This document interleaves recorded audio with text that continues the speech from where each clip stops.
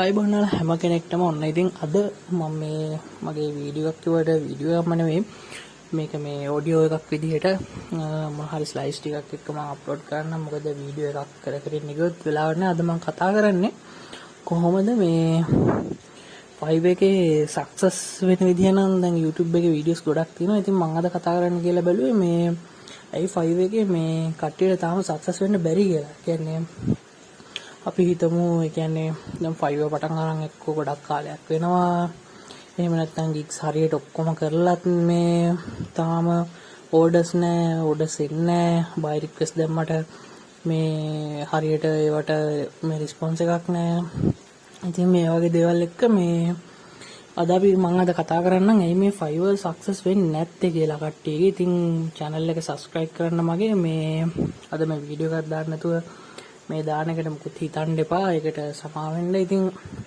මොකද වීඩියෝ එකක් කරන්න හිටියොත් මේ වීඩියෝ එකක් දැමෙන්නේ නැහැ. මොකද මේ වැඩත් එක්ක අමාරු හින්දා. හරි ඉතින් මම කෙලින්ම දැන් වැඩේට බහින්නම්.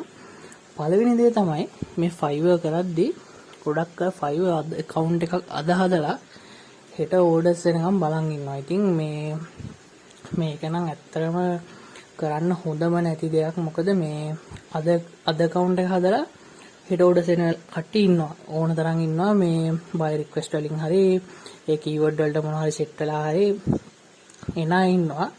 ඒ වුණාට සාමාන්‍යයෙන් 100ට 80කට 90කට එහා කට්ටියට පළවෙනි දවසින් එහෙම orders එන්නේ නැහැ. අඩුම මම Fiverr කරන්න පටන් ගන්න මට පළවෙනි order එක එන්න මාස 3ක් විතර ගියා. 2ක් හෝ 3ක් ගියා මට. ඉතින් මේ ඒකේ ඉන්න දැන් අද පටන් අරන් හෙට orders නැහැ කියලා තව සතියක් බලලා orders නැහැ කියලා Fiverr අතහැරලා දාන්න එපා. ඉතින් ඔයාර මේ එහෙම ලොකු ගමනක් යන්න ඕන නම් ඕනම දෙයක අර continuously අපිට අල්ලන් ඉන්න වෙනවනේ. ඒ විදිහට ඔයාට ඉතින් Fiverr එකේ අල්ලගෙන ඉන්න වෙනවා දිගටම. මේ හොඳ තැනකට එන්න නම් මේ කියන්නේ හොඳ income එකකට යන්න නම්. ඉතින් මේකෙන්ද මේ ඔයාලා අද Fiverr පටන් අරන් හෙට මේ orders නැහැ කියලා අතහැරලා දාන්න එපා. පොඩ්ඩක් හරියට පොඩ්ඩක් මේවා කරන් ඉඳලා ඒ අතරේ මොන හරි තව ජොබ් එකක් එහෙවත් කරන ගම මේ කැනඩා දැන් අපිට මොන හරි ඉන්කම් එකකුත් එපේ Fiverr වලට ෆුල් ටයිම් එන්න නම් අපිට ඉස්සෙල්ලා ඉන්කම් එක හදාගෙන ඉන්න බෑ. ඒ කියන්නේ Fiverr ෆුල් ටයිම් වෙන්න කලින්. ඉතින් ඒකෙන් හින්දා මේ එහෙම කරගම් පොඩ්ඩක් ඇලර්ට් එකේ ඉන්න. එතකොට orders ටික ගන්න සෙට් වෙලා gig එහෙම රෑන්ක් වෙලා මේ ඒවත් එක්ක shape වෙලා ඊට orders එන්න පටන් ගන්න. ඒක පොඩ්ඩක් අල්ලගෙන ඉන්න ඕනේ. හරි දෙවෙනි එක අපි orders එන්න පටන් ගත්තට පස්සේ දැන් සාමාන්‍යයෙන් ඔය හොම ඉඳලා buy request වලින් ඔය කොහොම හරි order එකක් set වෙලා review එකක් වැටිලා review දෙක තුනක් වැටිලා orders 5ක් 10ක් කරගෙන යද්දී orders එන්න පටන් ගන්නවා. ඊට පටන් ගත්තට පස්සේ අපි orders ටික හරියට කරන්න ඕනේ. හරියට customers ලාව handle කරලා එතකොට customers ලා එක්ක හොඳට කතා කරලා customers ලාව අර පොඩ්ඩක් emotionally එයාලව impress කරලා ඊට පස්සේ මේ එන බයර්ස් ලාට හොඳ සර්විස් එකක් දීලා සර්විස් එක උපරිමයෙන් අපි කියන්නේ අපි හිතනකට වඩා හොඳ සර්විස් එකක් දීලා මේ ඒ විදිහට අපි කස්ටමර් උපරිම සැටිස්ෆැක්ෂන් එකක් මේ බයර්ට උපරිම සැටිස්ෆැක්ෂන් එකක් වෙන විදිහට අපි අපේ ඕඩර් එක කරන්න ඕනේ. එතකොට තමයි ඕනම බයර් කෙනෙක් ඒ එක ඕඩර් එකක් කරගෙන ගිහිල්ලා රිවිව් එකක් දාලා ඊට පස්සේ තව පාරක් මොකක් හරි වැඩක් කරගන්න ඕනේ වුණාම එයාට මතක් වෙනවා මෙහෙමයි බය කෙනෙක් ඉන්නව නේද කියලා. ඊට පස්සේ එයා මේ අනිවාර්යෙන් ඊළඟ ඕඩර් එක දාන්න ඔයා ගාවට එනවා. ඉතින් මේ විදිහට මේ මම හිතනවා මේක හොඳ දෙයක් අර රිටර්නින් බයර්ස්ලා හදාගන්න එක. අනිවාර්යෙන්ම ඕඩර්ස් නැත්තම් 5 ඕඩර්ස් නැති කාලවල එනවා ඕන කෙනෙක්ට ඕන টপ රේටඩ් නෙවෙයි ඕන කෙනෙකුට මේ දැන් අද orders queue 20ක් queue එකේ තියෙන්න පුළුවන් හෙට එකක්වත් නැති වෙන්න පුළුවන්. හැම වෙලාවෙම දෙනවා අර කියන්නේ අර Fiverr එක ඇල්ගොරිතම් එක යනවා gig උඩ යනවා පල්ලේ යනවා හැම. ඉතින් අර එතකොට ඕන කෙනෙක්ගේ ඒක හරියන්නේ returning buyers ලාගේ මේ orders ටික review ටික වැටෙද්දී. ඒකින්ද මේ අනිවාර්යෙන් මේ අර අපිට set වෙන buyers ලා කීප දෙනා හරියට satisfaction එකක් එයාලට දීලා එයාලට හොඳට කතා කරලා එයාලා එක්ක හොඳට communicate කරලා අර professional service එකක් එයාලට දුන්නාම මේ අනිවාර්යෙන් එයාලා තව පාරක් ඔයාලට order එකක් දානවා. ඉතින් මේක විශේෂයෙන්ම කරන්න ඕනි දෙයක්. ඒකින්ද මේක ගැන ගොඩාක් සැලකිලිමත් වෙන්න. එයාලට අර මොකක් හරි එයාලව impress කරන්න මොන හරි service එකක් දීලා නිකන් හිතන්නකෝ නිකන් අර පොඩි අර දැන් ගොඩක් අය කරන වැරද්දක් මේ මොකක් හරි දැන් ඕඩර් කම්ප්ලීට් කරාට පස්සේ මේ ආය පොඩි මොකක් හරි ලොකු රිවිෂන් එකක් නෙවෙයි පොඩි මොකක් හරි රිවිෂන් එකක් තිබ්බම එයාගෙන් ආය සල්ලි ගන්නවා. ඒක ඉතින් තමන්ගේ කැමැත්ත අවුලක් නෑ. අර ලොකු ප්‍රොෆෙෂනල් ලෙවල් එකේ කරන කෙනෙක් නම් ඒක අවුලක් නෑ. ඉතින් ඒ උනාට මම නම් පර්සනලි පොඩි රිවිෂන් එකක් තිබ්බොත් ඕඩර් කම්ප්ලීට් කරලා තිබ්බත් මම එහෙම එයාට කියන්නේ මම එයාට කරලා ඕඩර් එක යවනවා. මේ මොකද ඒ බය අනිවාර්යෙන් මම දන්නවා මේ එහෙම කරාම ඊළඟ වාර මම ළඟට එනවා කියලා. ඉතින් මේ වගේ අර පොඩි දේවල් තියෙනවා. හරියට බය මේවා කරලා එයාට හොඳ සර්විස් එකක් දුන්නාම ඇත්තටම ආයෙ පාරක් ඔයාලකට ඒක ඊළඟට රිවිව්ස් මේ සෙට් වෙන්න ඒකට ඕඩර්ස් එන්න බලපානවා අනිවාර්යෙන් රිටර්නින් බයස්ලා. හරි ඊළඟට ඔයාගේ අර කිව්වත් වගේ කමියුනිකේෂන් ස්කිල් එක හදා ගන්න ඕනේ. මෙහෙමයි අර අපි දන්නේ නැනේ බයස්ලා එන අය මේ එක එක විදිහේ බයස්ලා එනවා. ඉතින් අර එයාලා අපි ඉස්සෙල්ලා පොඩ්ඩක් අඳුර ගන්න ඕනේ.